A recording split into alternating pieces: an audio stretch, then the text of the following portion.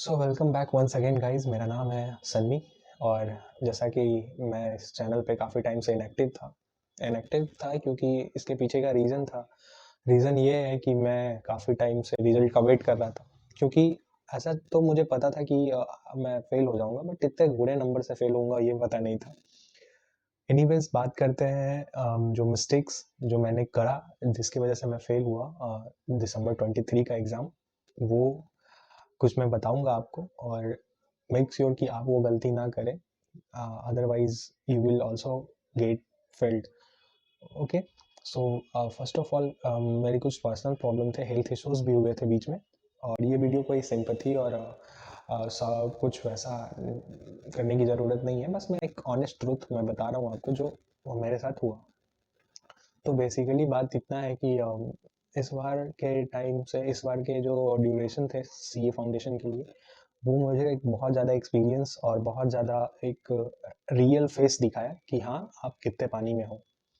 Basically बात करें classes की, तो मैंने क्लासेस करा था, लेकिन due to health issue and some certain issues, I was not able to complete my classes on time. So बहुत ज़्यादा बैकलॉग्स हुए थे और ये पता नहीं चल रहा था कि मैं मैनेज कैसे करूँ। सो बेसिकली मैं एक बात और बताना चाहूँगा कि मैं जिस एरिया से बिलोंग करता हूँ, बहुत कम लोग ही इधर सीए जैसे कोर्स को परस्यू कर रहे हैं, बट ठीक है, अपना अपना सबका है। और ये सबसे बड़ा एक प्रॉब्लम, सबसे बड़ा तो नहीं बट एक प्रॉब्लम ये था कि मैं अपनी चीज़ों को किसी के साथ एक्सप्लेन नहीं कर पा रहा था। ये मेरे लिए सब कुछ नया था, सब कुछ पहले मतलब पहली पहली बार था। और I was not understanding what's going with my syllabus, what's going with my classes and how will pay. So बात करें सबसे पहले क्लासेस की, तो मैंने क्लासेस पीडब्ल्यू से करे थे। और ऐसा नहीं है कि मैं उनका मतलब आप समझ सकते हैं, मैं किसी को बुरा नहीं बोलूँगा, क्योंकि PW is not just company, it's an emotion and it's also emotion for me. So I can understand. PW के टीचर्स बहुत अच्छे हैं। और सबसे पहला मैं अगर बोलना चाहूँ तो गुरप्रीत सर, और उसके बाद फिर लव सर। मैं संपूर्णा वन में था और I was started studying from April, I guess April से सिलेबस स्टार्ट हो चुका था और I was pursuing that. But धीरे धीरे सबसे पहले तो मेरे पास सिटिंग कैपेसिटी ही नहीं थी। मैं इसलिए हमेशा बोलता भी हूँ मेरे पास वीडियोस में कि आप कोशिश करो, अगर आप 7-8 घंटे नहीं बैठ सकते तो आप कोशिश करो, क्योंकि 8 घंटे का क्लास तो मिनिमम होगा ही होगा ऑनलाइन में भी। तो अब ऑनलाइन सिटिंग कैपेसिटी नहीं थी, फिर मैंने वो धीरे धीरे बढ़ाया अपना। फिर भी आगे चल के कुछ ना कुछ इश्यूज होते रहे हैं, हेल्थ इशू हुए, बाद में कुछ पर्सनल प्रॉब्लम्स भी हुई। सबसे ज़्यादा प्रॉब्लम मुझे शिफ्टिंग का हुआ। मैं हॉस्टल में जहाँ रह रहा था वहाँ कुछ मतलब समझ सकते हो कि 2 महीने स्टार्टिंग के वहीं प्रॉब्लम, यही गर्मी का टाइम होने के कारण काफ़ी ज़्यादा लू। और यू नो मेरा जो रूम था वो फर्स्ट फ्लोर पे था। I mean first floor in the sense कि लास्ट जो फ्लोर होगा, I mean the floor after the roof of the building, I mean top floor.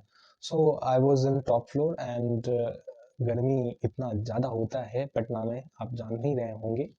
तो इस वजह से मेरी प्रिपरेशन में डिले हुई और काफ़ी ज़्यादा हीट हो गया था, पीसीज वगैरह भी। और क्लासेस करने का भी मन नहीं होता था क्योंकि बहुत ज़्यादा हीट होता है। बट वो होता है कि धीरे धीरे चीज़ों को एक्सेप्ट करना होता है, तो वहाँ पे कोई ऑप्शन था नहीं। तो मैं वहाँ पढ़ना शुरू किया, बट एट द एंड सब कुछ बहुत पीछे हो गया। फिर सिचुएशन चेंज हुए, फिर थोड़े दिन बाद मुझे एक भैया मिले, उन्होंने एडवाइस किया कि why don't you go for library. So मैंने लाइब्रेरी ज्वाइन करा। ज्वाइन करने के बाद पढ़ाई शुरू किया। पढ़ाई शुरू करने के बाद चीज़ें जब नॉर्मल होने लगी, तो फिर जैसा कि मैंने बताया हेल्थ इशू, तो मुझे शायद बीच में काफ़ी ज़्यादा प्रॉब्लम्स आ गया, लाइक फीवर। एंड उस समय पटना में डेंगू बहुत ज़्यादा चल रहा था, तो I guess it was dengue, but not completely, it was in minor effect, but I got harm so much. So उसके बाद उसमें 1 महीने, 15 से 1 महीने लग गए, क्योंकि मुझे फिर घर जाना पड़ा। After that when I reach home, काफ़ी चीज़ सुधार हुए और उसके बाद फिर मैं वापस आया, आके फिर से पढ़ाई करना शुरू किया। उसके बाद इतना ज़्यादा बैकलॉग्स हुआ, इतना ज़्यादा कन्फ्यूज़न हुआ, मतलब कन्फ्यूज़न इन द सेंस कि अपने मेन पार्ट से डाइवर्ट होके कहीं और चले जाना। लाइक यूट्यूब पे बहुत सारे मतलब स्टूडेंट्स जो हमारे जैसे हैं, जो गाइड करते हैं वो, और teachers, different different teachers and बहुत सारे इन्फ्लुएंसर्स जो हैं वो मिले। सबने अपना अपना तरीका बताया, सबने अपना अपना। तो मैंने मैं ये नहीं बोल रहा हूँ कि कोई बुरा है कोई अच्छा है, मैं बस ये बोल रहा हूँ सबका सिचुएशंस अलग अलग होता है। तो मेक श्योर कि आपका सिचुएशन किसके साथ ज़्यादा मैच कर रहा है, आप उसी के गाइडेंस के साथ जाएं। क्योंकि बहुत से लोग ये बोलते हैं कि लेक्चर बढ़ा के देख लेना चाहिए, बहुत से ये लोग बोलेंगे कि लेक्चर कभी बढ़ाना ही नहीं चाहिए, आप जितना है उतने पे देखो, क्योंकि कॉन्सेंट्रेशन उसी पे आता है और कॉन्सेप्ट तभी समझ में आता है। सो बहुत से लोग मिलेंगे जो बोलेंगे कि मैंने लेक्चर 2x पे देखा और मैं पास हो गया। तो हो सकता है उनकी एक कैपेसिटी है इतनी, तो वो कर लेते हैं, बट हर किसी के पास इतना कैपेसिटी नहीं होता। और मैं बता दूं कि मैं लेक्चर 2x पे ही देखा करता था, क्योंकि बैकलॉग कंप्लीट करना था। मैं आगे बढ़ाऊं कि वहाँ से, तो it was the time of I guess November, and I completed my all syllabus one time. I didn't did my revision. I didn't did anything, any test paper, any kind of test I didn't give. That is why I don't have any personal experience on it. तो मैंने फिर सोचा अब test देने का time है नहीं, तो मैं मल्टीपल रिवीजन करने का सोचा। तो उसके बाद फिर ऐसा हुआ कि टीचर्स में, आई मीन लोगों ने बहुत ज़्यादा हाइप क्रिएट कर दिया कि इस बार सिलेबस चेंज होने वाला है, पेपर डिफिकल्ट आएंगे, पेपर डिफिकल्ट आएंगे, कोई बोल रहा है पेपर इजी आएगा, कोई बोल रहा है कुछ, कोई बोल रहा है कुछ।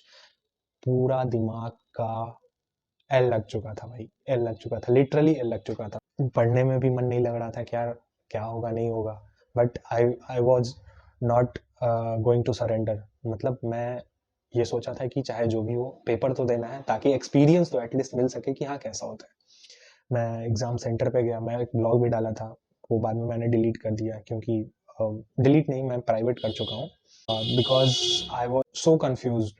माई मतलब टोटली मेरा दिमाग खराब हो चुका था कह सकते हो। क्योंकि मैं जब एग्ज़ाम सेंटर पे गया, मैं पेपर देखा, प्रॉपर मतलब रात भर मैंने पढ़ाई करा, अच्छे से पढ़ाई करा था, ऑनेस्टली होके जाके पेपर दिया। पेपर देने के बाद जैसे ही मुझे पेपर मिला मेरे हाथ में, आई वॉज स्टक्ड। मुझे सारे की सारी पेपर्स आती थी भाई, लिटरली बता रहा हूँ मैं, मुझे सारे के सारे कॉन्सेप्ट्स पता थे। I know all the concepts, मतलब सारी की सारी नहीं बोल सकते हैं, but can make I can solve this paper at least 70 to 80 marks, accountancy paper. Okay, मैंने क्वेश्चन देखे, 15 मिनट शुरू के मिलते हैं, मैंने क्वेश्चन देखे, सारे टिक किए कि अरे वाह पेपर तो अच्छा जाने वाला है। मैंने जब बनाना शुरू किया यार, मतलब एक तो काफ़ी ज़्यादा अंदर से ये चल रहा था कि बाहर पेपर ऐसे आने वाला है वैसा आने वाला है, तो 10-15 मिनट तो मुझे खुद को स्टेबल करने में लगा। बट फिर जब मैंने क्वेश्चन सॉल्व करने के बाद टाइम मैनेजमेंट में इतना ज़्यादा, मतलब कैलकुलेशन एरर होने लगा। बैलेंस शीट, मैंने बहुत बच्चों से सुना कि बैलेंस शीट टैली नहीं हो रहा था, बैलेंस शीट टैली नहीं हो रहा था, तो मेरा भी नहीं हो रहा था। मैं एक बैलेंस शीट टैली करने के चक्कर में पूरा पेपर का ऑलमोस्ट सवा घंटा कहाँ चला गया मुझे खुद पता नहीं चला। फिर मैं को दूसरे क्वेश्चन पे स्विच करूं उससे पहले कि, और मतलब उसमें उसमें टाइम लग रहा है, उसमें भी मैच नहीं कर रहा है। फिर लास्ट क्वेश्चन एक सेयर्स का आता है, वो मैंने सॉल्व करा। वो क्वेश्चन देख के आई वाज, देखो मतलब मैं क्या बताऊं, इतना ज़्यादा बुरा किस्मत।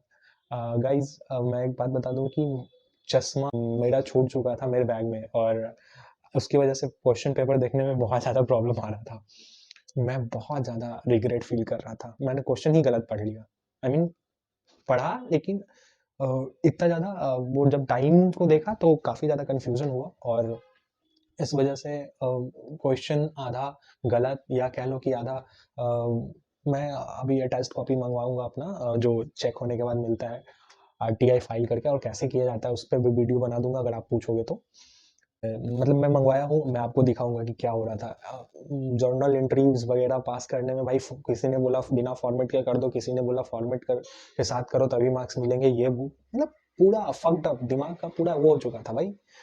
तो मैं जब जर्नल एंट्री का क्वेश्चन सॉल्व करने लगा, आई मीन शेयर का क्वेश्चन सॉल्व करने लगा, जर्नल एंट्री पास किया, पास करने के बाद पूरा पूरा पेपर सॉल्व, फिर मैंने जब क्वेश्चन पढ़ा यार, लास्ट में अगर आप इस बार दिए होगे तो आपको पता होगा कि लास्ट का एक मतलब उस क्वेश्चन में लास्ट में एक था कि एक बंदे ने शेयर अलॉटमेंट के बाद first call, I guess first call नहीं दिया था, और ये चीज़ मैंने पढ़ा ही नहीं।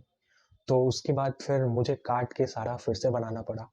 भाई टाइम मैनेजमेंट यहाँ इस लेवल का गया ना उसमें, मतलब क्या ही बताऊँ, सारा टाइम वेस्ट। उसके बाद फिर पेपर तो चला गया, उसके बाद पूरा सब कुछ घूम रहा है सामने, रिवॉल्व हो रहा है कि यार सब आता था और कुछ भी नहीं बना। अभी भी वो सीन याद करके ना यार, वो हाफ सीए वाला Last 30 minutes.